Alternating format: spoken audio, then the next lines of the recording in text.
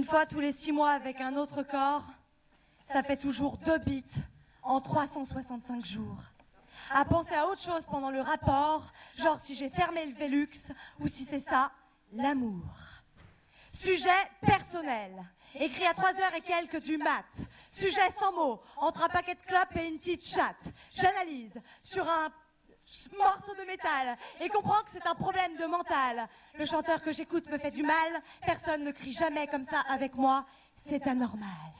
C'est ça. Ou alors c'est que je prendrais mon pied lorsque je serais passée sur l'histoire avec l'autre con, puis celle avec l'autre connard, puis celle avec l'autre bouffon, puis sur toutes celles qui proviennent des bons que je ne pouvais pas aimer parce que je pensais encore au premier con. Oui, je mets 7 ans environ pour oublier un garçon, alors j'ai compté, j'en ai presque eu un spasme. Mais lorsque j'aurai 97 années peut-être, je pense pouvoir connaître l'orgasme. Et ce n'est pas un sarcasme si je l'appellerais de fait sortie en maison de retraite.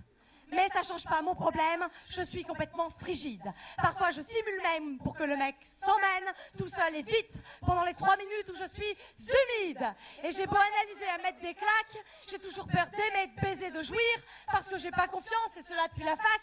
Prendre du plaisir pourrait me faire mourir, pourrait me provoquer un arrêt cardiaque, et aimer quand ça m'arrive, ça me met en vrac. Alors aujourd'hui j'y pense, et vous écris un poème, qui n'est pas triste. Mais moi dessus je pleure.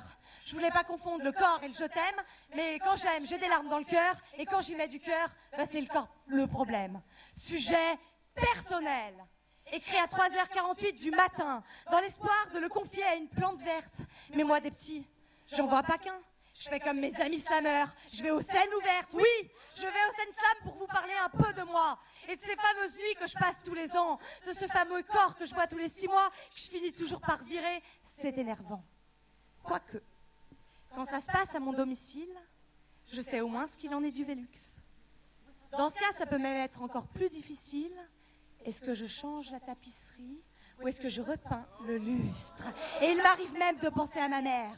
Parce que c'est un peu elle qui m'a élevée, qui me parlait peu d'amour, toujours frigidaire. Je pense que c'est un choc post-ado qui doit me rester. Ces discours très cathos, qui ressemblaient pas à ses manières. J'étais une salope au bout de 2 salauds, mais qui a oublié de me baptiser. Et ça, quand j'y pense, alors que je suis avec mon futur ex, c'est vrai que j'ai alors tendance à faire une sorte de performance pour me défouler de toutes ces rimes névrosées au latex. Conclusion.